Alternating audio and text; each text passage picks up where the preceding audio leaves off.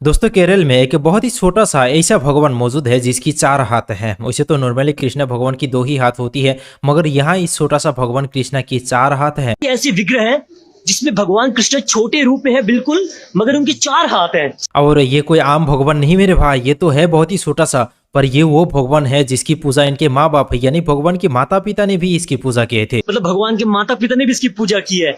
और माता पिता तो दोस्तों दूर की बात, बल्कि भगवान जी खुद आपने इस मूर्ति की पूजा किया करते थे। भगवान कृष्ण ने स्वयं इसकी पूजा की द्वारका में। वैसे तो दोस्तों हम इतने दिन से यही जानते आ रहे थे कि कृष्ण भगवान जी की 2 ही हाथ था, पर यहाँ इस स्पेशल भगवान जी की 4 हाथ हैं जो कि बनाया हुआ है मेटल से। और अजीब बात दोस्तों ये है कि ये उस जमाने की भगवान है जिस जमाने में इस तरह की मेटल से भगवान को बनाने वाला कोई नहीं था। और हालांकि कई वीडियो में हमें देख चुके हैं कि हिंदुओं के जो मेन धर्म ग्रंथ है उसमें मूर्ति पूजा के बारे में कुछ नहीं कहा गया है, फिर भी ये भगवान जी उस जमाने में मौजूद था जिसकी पूजा बड़े बड़े भगवान लोग किया करते थे। यानी बहुत दूर से आए हैं दोस्तों ये भगवान जी। बाप रे, कहाँ से आ रही है ये भगवान की विग्रह? बहुत स्पेशल है। किसके हाथ से किसके हाथ में आए ये भगवान जी, हम उस पूरी सीन को आगे वीडियो में देखेंगे दोस्तों। और साथ ही हम ये भी जानेंगे कि अल्लाह की इबादत जो हम करते हैं यानी नमाज रोजा वगैरह जो हम करते हैं उससे अल्लाह ताला हमारे ऊपर खुश होता है या नहीं, इसे हम कैसे जानेंगे।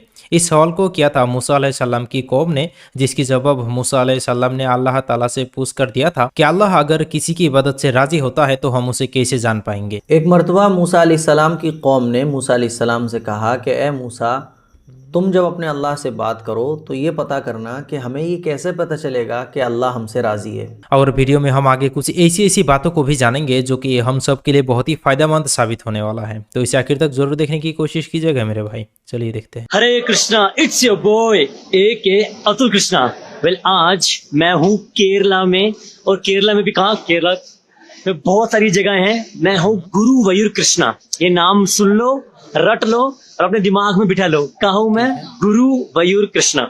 बहुत कम लोग जानते हैं कि केरला में भी भगवान कृष्ण के बहुत सारे स्थान हैं, मगर जिस प्रतिमा की मैं आपको आज मैं दर्शन कराऊंगा, मतलब बाहर से कराऊंगा, वो बहुत स्पेशल है। वो ध्यान से सुनना।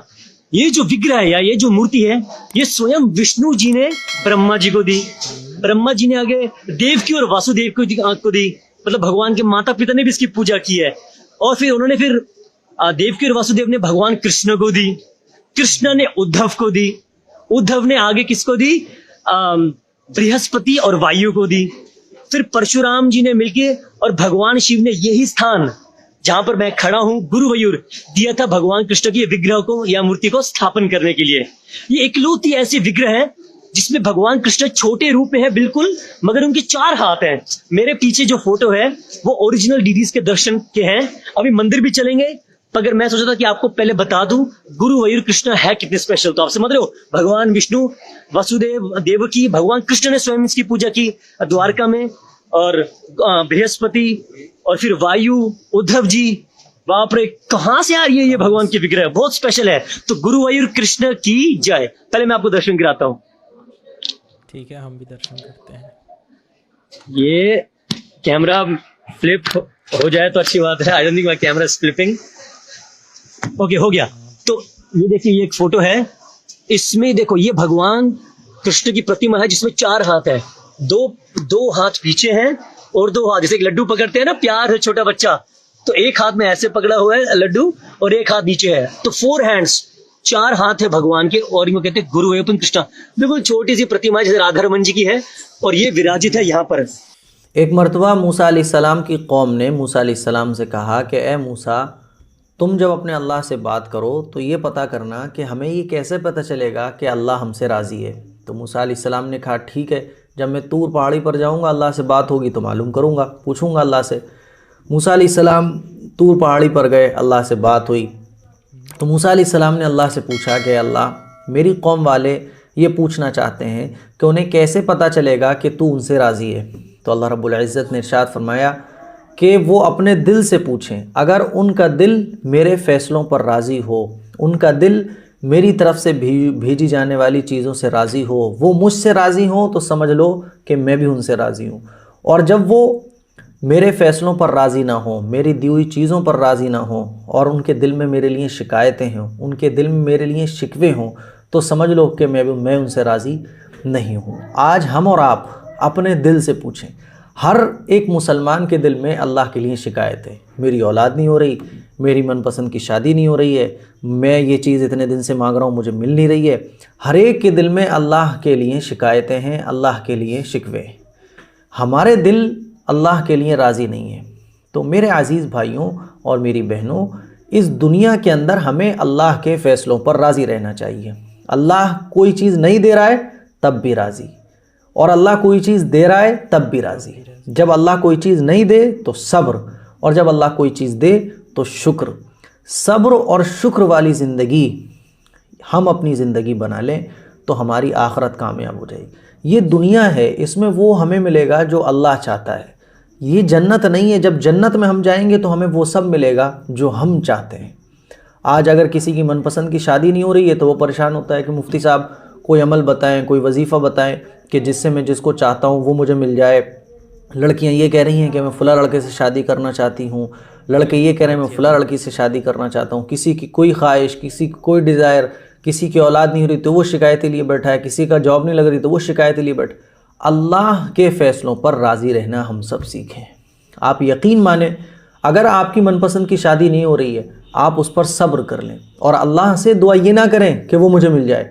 ये दुआ हमें अल्लाह से करना चाहिए कि अल्लाह मैं इस चीज़ को अपने लिए बेहतर समझता हूँ, आप मुझे वो चीज़ इनायत फरमा दें जो मेरे लिए बेहतर हो। ए अल्लाह मैं फ़लाँ जगह शादी करना चाहती हूँ, आप मुझे मेरे लिए वो जगह नसीब फरमा दें, उस जगह से रिश्ता लगा दें जो मेरे लिए बेहतर हो। हमें अल्लाह से वो नहीं मांगना चाहिए जो हमारा दिल चाह रहा होता है, क्योंकि जिस तरह से एक छोटा बच्चा बचपन में जब आग के अंगारों को देखता है तो आग के अंगारों को पकड़ने की कोशिश करता है, माँ उसको रोक लेती है। अब बच्चे को तो वो अंगारे बहुत अच्छे लग रहे होते हैं कि यार ये अंगारे बहुत अच्छे हैं, और उसको तो उसका दिल कर रहा होता है मैं अंगारों को पकड़ लूँ, लेकिन माँ बच्चे को रोक लेती है। बच्चा रोता है, बिलखता है, तड़पता है कि मुझे अंगारों को पकड़ने दो, लेकिन माँ जानती है कि ये आग के अंगारे इसके लिए नहीं है। हमारी नज़रें और हमारी सोच उस चीज़ को नहीं जानती है जो अल्लाह अपने बंदों के लिए जानता है। हमें अल्लाह से वो नहीं मांगना चाहिए जो हमारा दिल चाह रहा है, हमें अल्लाह से वो मांगना चाहिए जो हमारे हक़ में बेहतर हो। हमेशा याद रखें कि दुआ में वो मांगें कि अल्लाह मेरे लिए वो अता फरमा जो मेरे हक़ में बेहतर हो।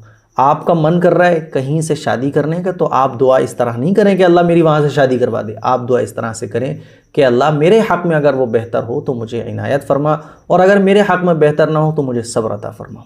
किसी की औलाद नहीं हो रही, अब वो दुआ ये नहीं कि अल्लाह मुझे औलाद दे दे, अल्लाह मेरे हक़ में अगर औलाद बेहतर हो तो हमें औलाद अता फरमा। जो फ़ैसले हमारे हक़ में बेहतर हो वो फ़ैसले अता फरमा। फिर अल्लाह की तरफ से कुछ मिल रहा है तो उस पर शुक्र करना चाहिए, नहीं मिल रहा है तो सब्र करना चाहिए। सब्र और शुक्र आज हमारी ज़िंदगी में नहीं है। जी हाँ, जिस वजह से हम मुसलमान आज उस तरह की नहीं है जैसे नबी अलैहिस्सलाम के दौर में हुआ करता था। हमारे पास आजकल समय बहुत ही कम है, हम अल्लाह की फैसले पर सब्र नहीं करते हैं और उतनी विश्वास भी नहीं करते हैं जितनी हमें मुसलमान होने के नाते करना चाहिए था। इसलिए शायद कहीं ना कहीं अल्लाह भी हमसे अब नाराज़ होने लगा है। अल्लाह हमसे शैतान को दूर रखे और हमारे ईमान को मजबूत फरमाए दोस्तों, ताकि हम उस तरह के मुसलमान बन सके जो नबी अलैहिस्सलाम के दौर में सहाबा लोग थे। तो आज की इस वीडियो में इतना ही। अस्सलामु अलैकुम।